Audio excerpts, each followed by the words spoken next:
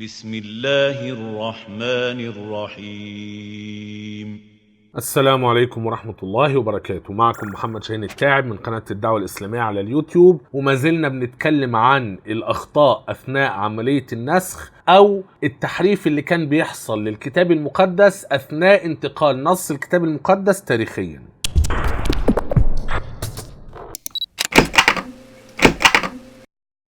في البداية، لو انت مهتم بالحوار الإسلامي المسيحي ومقارنة الأديان والنقد الكتابي، فلا بد أن تشترك في هذه القناة. اضغط على زر الاشتراك الأحمر واضغط على علامة الجرس علشان تجيلك كل الإشعارات بكل حلقاتنا الجديدة. في الفيديو اللي فات قرأنا بعض المراجع اللي بتتكلم عن ان بالفعل بيحصل خطأ أثناء عملية النسخ، وقلنا ان خطأ أثناء عملية النسخ معناه ايرور في الكوبينج، والنسخ الهدف منه هو ان النص يتنقل زي ما هو من النسخة القديمة للنسخة الجديدة.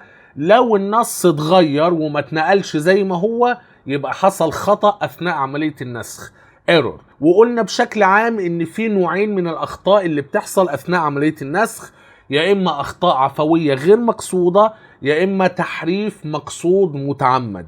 في بعض الأخطاء العفوية غير المقصودة كانت بتحصل بسبب تفاوت خبرات النساخ وبسبب الأدوات الكتابية البدائية وظروف النسخ والكلام ده كله. لكن الأخطاء الأهم أو التحريفات الأهم اللي كانت بتحصل هي التحريفات المقصودة المتعمدة، إن الناسخ بسبب ما أو لآخر بيجد إنه محتاج أو عايز يغير النص اللي هو بينسخه، أو حابب يحرف النص اللي المفروض ينقله زي ما هو. النهاردة هنقرأ بعض الاقتباسات اللي بتتكلم عن أنواع التحريفات أو أنواع الأخطاء اللي كانت بتحصل أثناء عملية النسخ. نقرأ مع بعض من كتاب القس يوسف رياض وحي الكتاب المقدس، طبعة مكتبة الإخوة، الصفحة رقم 65 و 66، تحت عنوان الأخطاء في أثناء عملية النسخ.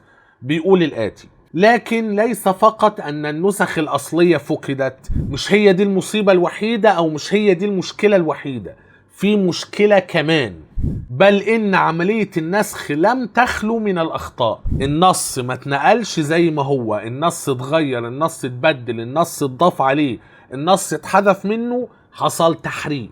فلم تكن عملية النسخ هذه وقتئذ سهلة. يعني عاوز يقولك إن في بعض الصعوبات بسبب تفاوت مهارة النساخ والأدوات الكتابية البدائية زي ما قلنا قبل كده. المهم هنا القس يوسف رياض مهتم أكتر بالأخطاء العفوية غير المقصودة. فهنا بيقول عملية النسخ هذه وقتئذ لم تكن سهلة، بل إن النساخ كانوا يلقون الكثير من المشقة، بالإضافة إلى تعرضهم للخطأ في النسخ. طب هي ما علينا. وهذا الخطأ كان عرضة للتضاعف عند تكرار النسخ. خلوا بالكم، لازم نفرق ما بين المشكلتين. المشكلة الأولى مجرد حدوث أخطاء أثناء عملية النسخ، التحريف كان بيحصل. المشكلة التانية وأشرنا إليها في الفيديو اللي فات، إن مع تكرار النسخ الأخطاء بتتضاعف وبتتراكم. يعني إيه الأخطاء بتتضاعف وبتتراكم وبتتركب؟ الثلاث كلمات دول. بتتضاعف يعني كل ما بنعمل نسخ جديدة عدد الأخطاء بالجملة بتزيد، بتتضاعف. النسخة القديمة بنقلها في نسخة جديدة بعمل أخطاء. لو خدت هذه النسخة اللي اوريدي فيها أخطاء من عملية النسخ الأولى، عملت منها نسخة جديدة، بنقل كل الأخطاء القديمة وبضيف عليها أخطاء الجديدة، فده معنى إن الأخطاء بتتضاعف. ايضا نفس الفكرة بتتراكم، بمعنى ان مع الوقت الاخطاء عمالة تزيد فوق بعض فوق بعض فوق بعض، فالاخطاء بتتضاعف وبتتراكم. طب يعني ايه بتتركب؟ بتتركب معناه ان نفس النص الواحد اللي حصل فيه اخطاء قبل كده بزود فوقيها اخطاء، او ممكن النص الواحد يتحرف في اكثر من مكان، او نفس النص الواحد اللي اتحرف فيه كلمة بزود التحريف فوق التحريف. والامر ده ممكن يكون تقني شوية فيما يخص النقد النصي، لكن المهم ان احنا بنعرف ان بما ان عملية النسخ مستمرة عبر التاريخ اثناء انتقال نص الكتاب المقدس تاريخيا، الاخطاء بتتضاعف وبتتراكم وبتتركب. هنا بيقول: ومع أن كتبة اليهود بذلوا جهدا خارقا للمحافظة بكل دقة على أقوال الله كما رأينا في الفصل السابق، فليس معنى ذلك أن عملية النسخ كانت معصومة من الخطأ. هنا القس يوسف رياض بيدلس نوعا ما. أولا لابد من التأكيد على أن أي ممارسات طقسية لليهود فيما يخص نسخ الكتب المقدسة هذا أمر كان متأخر لما بنيجي نتكلم عن النص المسوري للعهد القديم العبري، والموضوع ده اتكلمنا عنه قبل كده في سلسلة إثبات تحريف الكتاب المقدس، وهنتكلم عنه أكثر فيما بعد في فيديوهات قادمة. المهم ان لما اليهود حبوا يحطوا ضوابط قاسية جدا جدا علشان يمنعوا تقريبا اي تحريف او اي اخطاء ممكن تحصل اثناء عملية النسخ، هم بالفعل عملوا كده.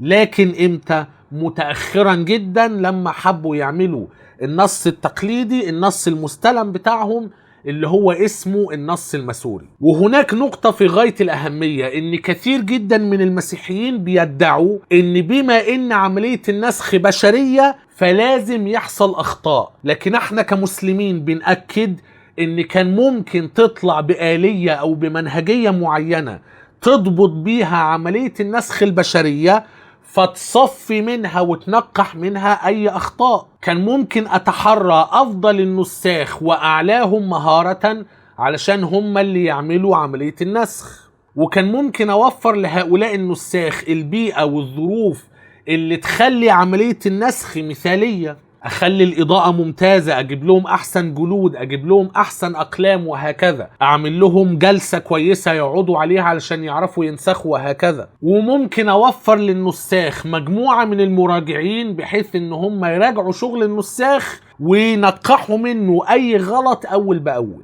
لكن المهم في النهاية لأي سبب من الأسباب أو لأي ظرف من الظروف، عملية النسخ للكتب المقدسة المسيحية كان بيحصل فيها أخطاء كثيرة جدا. والمشكلة مش في الأخطاء العفوية، المشكلة أكتر في الأخطاء المقصودة، التحريف المتعمد المقصود. فبالتالي بأكد على ان ادعاء المسيحيين ان بما ان عملية النسخ عملية بشرية يبقى لازم يحصل فيها أخطاء، لا، مش اي عمل بشري لازم يحصل فيه اخطاء. المهم هنا بيقول وانواع الاخطاء المحتمل حدوثها في اثناء عملية النسخ كثيرة، مثل، طبعا هو هنا بيقول الاخطاء المحتمل حدوثها علشان انت ما تظنش ان ده حصل بالفعل، لا، ده حصل بالفعل. فهنا بيقول مجموعة من الاخطاء اللي ممكن تحصل اثناء عملية النسخ، وهنشوف كده ونعلق على كل خطأ. حذف حرف أو كلمة أو أحيانا سطر بأكمله. ليه؟ حيث تقع العين سهوا على السطر التالي. في بعض الأخطاء العفوية العلماء بيحطوها تحت بند إن دي بسبب أخطاء بصرية. الجملة ليها نفس البداية أو الجملة ليها نفس النهاية أو الكلمة ليها نفس البداية والنهاية أو أيا كان، أو تكرار نفس الكلمة في نصين ورا بعض أو أي حاجة زي كده. ده بيؤدي إلى ممكن حذف حرف أو كلمة أو أحيانا سطر بأكمله. في نصوص كثيرة جدا في العهد الجديد أو العهد القديم بدايتها واحدة، فممكن الناسخ لما يلاقي 3 سطور ورا بعض ليهم نفس البداية ينقل السطر الأولاني، وبدل ما ينتقل لبداية السطر الثاني ينتقل إلى بداية السطر الثالث فيحذف سطر بأكمله. لازم أنوه على إن أصعب الأخطاء في إننا نكتشفها هي الأخطاء اللي بعد ما تحصل لما تقرأ النص ما زال له معنى مستقيم. فبالتالي لو في سطر بأكمله اتحذف، لكن مع ذلك لما أقرأ النصوص ما أقدرش أستنتج هذا الحذف اللي في النص. يعني مثلا أنا عندي 3 نقاط، النقطة الأولى، النقطة الثانية، النقطة الثالثة. لو كل نقطة مستقلة وتم حذف نقطة منهم من خلال قراءة نقطتين بس، مش هقدر استنتج ان في نقطة تالتة اتحذفت. المهم ان اغلب العلماء بيقولوا ان الاخطاء العفوية سهلة الاكتشاف، لكن في بعض الاخطاء العفوية صعبة الاكتشاف، لان نتيجة الخطأ العفوي بيؤدي لنص ما زال مستقيم المعنى. ما اقدرش بمجرد القراءة اكتشف ان في خلل معين.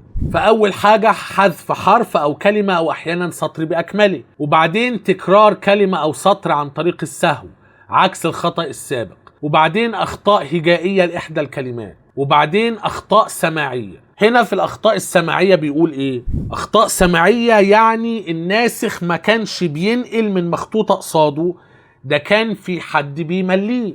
فبيقول عندما يملي واحد المخطوط على كاتب، فإذا أخطأ الكاتب في سماع الكلمة فإنه يكتبها كما سمعها، وهو ما حدث فعلا في بعض المخطوطات القديمة. يبقى ده تحريف حصل أثناء نقل الآية الواردة في متى 19:24 دخول جمل من ثقب إبرة، فكتبت في بعض النسخ دخول حبل في ثقب إبرة، لأن كلمة حبل اليونانية قريبة الشبه جدا من كلمة جمل، ولأن الفكرة غير مستبعدة. الكلمتين شبه بعض، فأنا لما مليت لك كلمة أنت ما سمعتهاش صح، فمخك جاب كلمة تانية شبيهة في النطق والسماع. وبما ان كلمة جمل، مرور جمل من ثقب إبرة، نفس الفكرة ماشية، مرور حبل من ثقب إبرة، حبل تخين، ثقب الإبرة صغير، فالحبل مش هيمشي من ثقب إبرة، فالدنيا ماشية، فالخطأ مشي في بعض المخطوطات.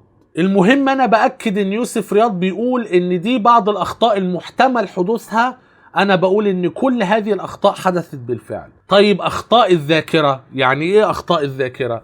يعني الناسخ بدل ما يقرأ النص بالكامل من المخطوط اللي بينقله أو يسمع النص بالكامل أثناء الإملاء، هو بيسبق، بيستدعي من الذاكرة كمالة النص، وممكن يخطأ، خصوصا ان الكتاب المقدس اصلا ما كانش محفوظ شفاهة بالشكل اللي يخلي هذا الحفظ يعتمد عليه. بمعنى ايه؟ المسلمين لما بيحفظوا القرآن الكريم بيحفظوا القرآن الكريم بكل كلمة، بكل حرف، بكل تشكيلة، بكل حركة، بالتجويد، لان هم بيتعبدوا بهذا الكلام لله عز وجل، وفي نفس الوقت نيتهم حفظ كتاب الله عشان يحافظوا عليه. اما النصارى او اهل الكتاب بشكل عام فما كانش عندهم الفكرة دي، فالنصوص اللي هم كانوا حافظينها كانت النصوص اللي بتتكرر كثيرا في بعض الوعظات، لكن ما تلاقيش مثلا احد الكهنة او الاحبار او الرهبان كان حافظ السفر باكمله، او كان حافظ مثلا العهد الجديد بالكامل،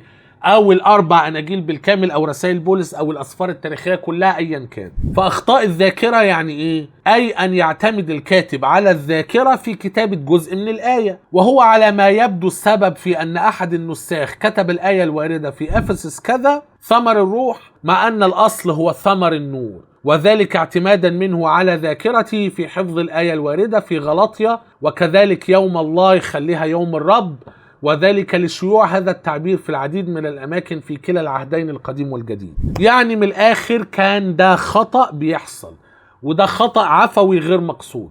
وبعدين القس يوسف رياض بيختم بمثال مهم جدا، لكنه ضمن التحريف المتعمد المقصود الخطير.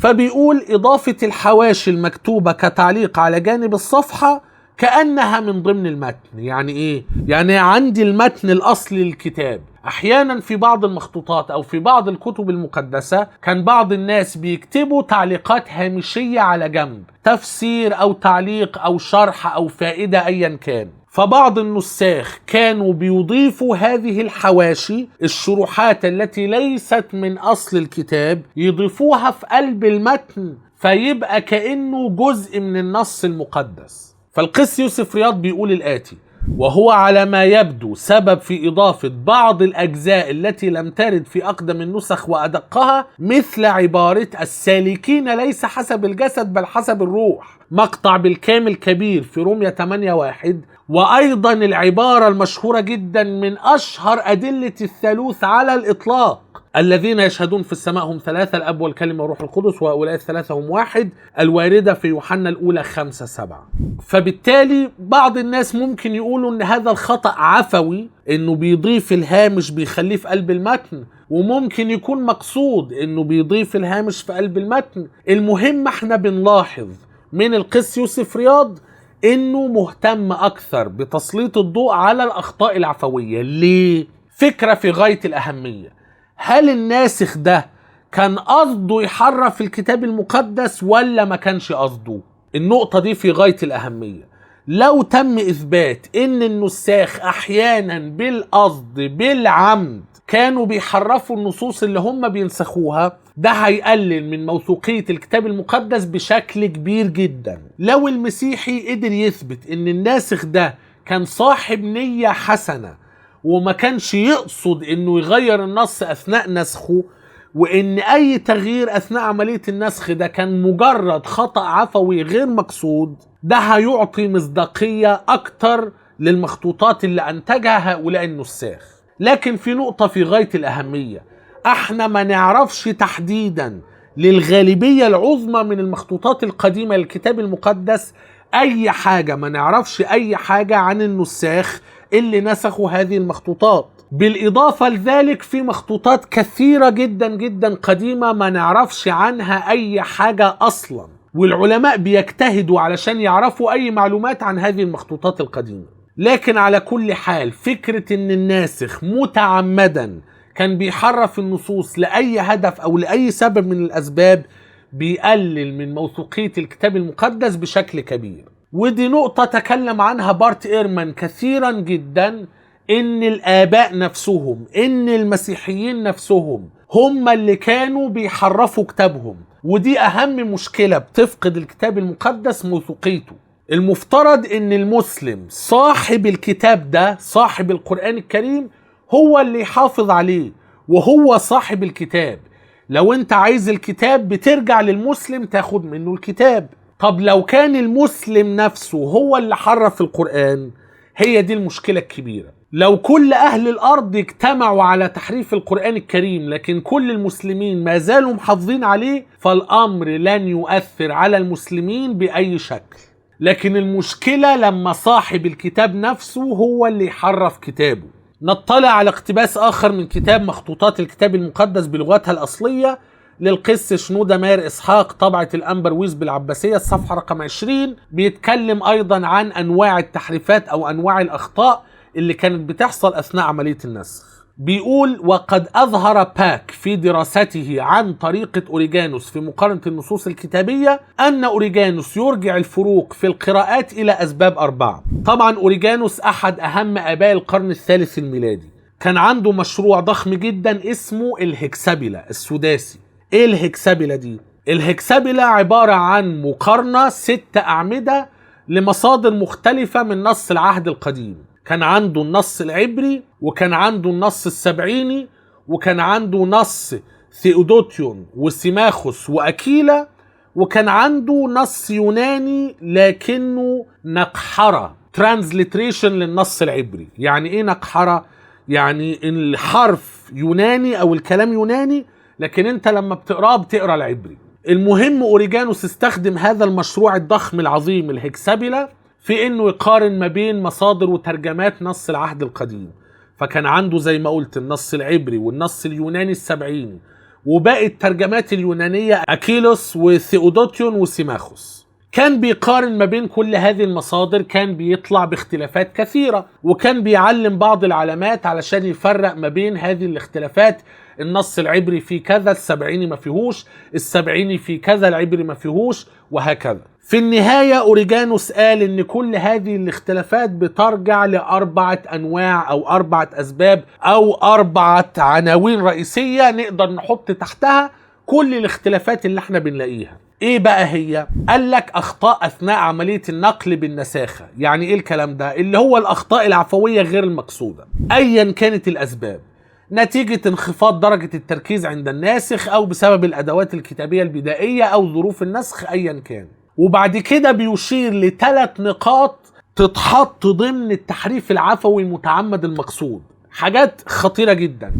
قال لك النسخ التي يتلفها الهراطقة. بشكل عام عندنا المظلة المسيحية الكبيرة، وفي طوائف كثيرة جدا مسيحية، كل طائفة بتقول عن نفسها إن هي أرثوذكسية، والطائفة الأخرى اللي بتخالفها في العقيدة هرطقة. فبالتالي المفروض إن الأرثوذكس كاسم طائفة بيقولوا عن الكاثوليك إن هم هرطقة، والكاثوليك كاسم طائفة بيقولوا عن الأرثوذكس هرطقة، والبروتستانت كاسم طائفة بيقولوا على الباقي هرطقة، وهكذا. الخلاصة إن في عدد كبير جدا من العلماء بيقولوا بسبب الخلافات اللاهوتية كان بيحصل تحريف في نص الكتاب المقدس من أجل الانتصار للوجهات اللاهوتية المختلفة. يعني ايه الكلام ده؟ الارثوذكس اتهموا الطوائف التانية اللي هم بيقولوا عنها هراطقة، ان الهراطقة كانوا بيحرفوا الكتاب المقدس علشان ينصروا هرطقتهم. فالارثوذكس بيدعوا ان الهراطقة ما كانوش بيقدروا يثبتوا عقائدهم من خلال نص الكتاب المقدس نفسه، فالمهرطق كان بيعمل ايه؟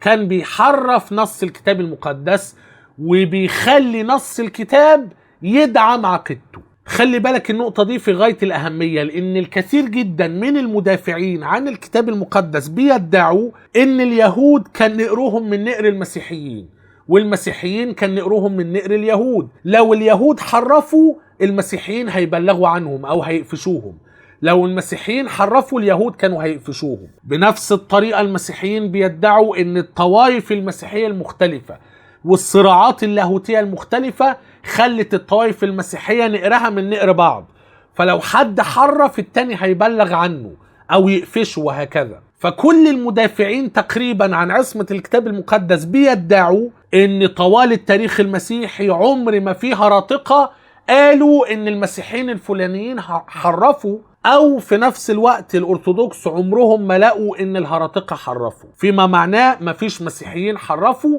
مع وجود الخلافات اللاهوتية ما بينهم. الكلام ده من أبطل الباطل. العلماء المتخصصين عارفين إن الهراطقة كانوا بيحرفوا، الأرثوذكس كانوا بيحرفوا. الخلاصة إن المسيحيين أصحاب الكتاب كانوا بيحرفوا كتابهم. فهنا بيقول لك النسخ التي يتلفها الهراطقة عمدا ببث أفكارهم فيها أثناء النساخة. طب وإيه كمان؟ قال لك التعديلات التي يجريها بعض النساخ عن وعي وبشيء من الاندفاع بهدف تصحيح ما يرون أنه أخطاء وقعت من نساخ سابقين أو اختلاف عن القراءة التي اعتادوا سماعها. يعني إيه النقطة رقم 3 دي؟ دي نقطة في غاية الخطورة. الناسخ بسبب عقيدته فيما يخص طبيعة وحي الكتاب المقدس وطبيعة عصمة الكتاب المقدس كان ممكن يقرأ النص وهو ينسخه، يظن ان النص يحتوي على خطأ بشكل او باخر، فيقوم مغير النص طبعا بحسن نية علشان يصلح الخطأ اللي هو شايفه في النص. هل ده يجوز اصلا انه يتعمل؟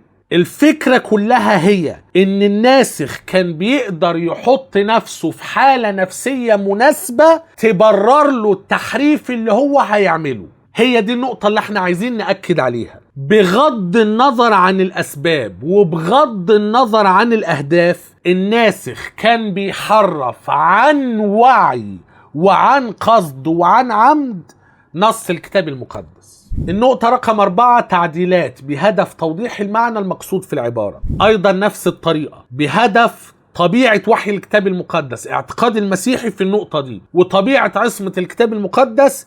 الناسخ كان بيحط نفسه في الحالة النفسية التي تجعله مرتاح جدا انه بيحرف النص بنية حسنة. يعني ايه؟ هو بيقرأ النص شايف ان النص مش مفهوم قوي، طب ايه المشكلة لما زود في النص بحيث انه يبقى اوضح؟ هو ده ينفع عادي جدا. انا ايه اعتقادي فيما يخص طبيعة وحي الكتاب المقدس وطبيعة عصمة الكتاب المقدس؟ واضح ان الناسخ اعتقاده كان بيسمح له ان يلعب في النص وهو بينسخ عادي جدا. انا هكتفي بهذا القدر في هذا الفيديو. الاقتباسات اللي احنا قريناها دي اقتباسات في غاية الاهمية، بتأكد ان المسيحيين كانوا بيحرفوا كتابهم عن عمد. في النهاية ايا كان التحريف، سواء كان عفوي غير مقصود او تحريف متعمد مقصود عن وعي، الكتاب المقدس حصل له تحريف. ودي زي ما قلت الكريزة اللي على وش التورتة، لان التورتة هي ان الكتاب المقدس ملوش مصداقية اصلا. لو حاز هذا الفيديو على اعجابك فلا تنسى ان تضغط على زر اعجبني، ولا تنسى ان تقوم بمشاركة الفيديو مع اصدقائك المهتمين بنفس الموضوع. ولو انت قادر على دعم ورعاية محتوى القناة، لو انت شايف ان القناة تستحق الدعم والرعاية، فقم بزيارة صفحتنا على باتريون، ستجد الرابط اسفل الفيديو. الى ان نلتقي في فيديو اخر قريبا جدا باذن الله عز وجل. لا تنسوني من صالح دعائكم، والسلام عليكم ورحمة الله وبركاته.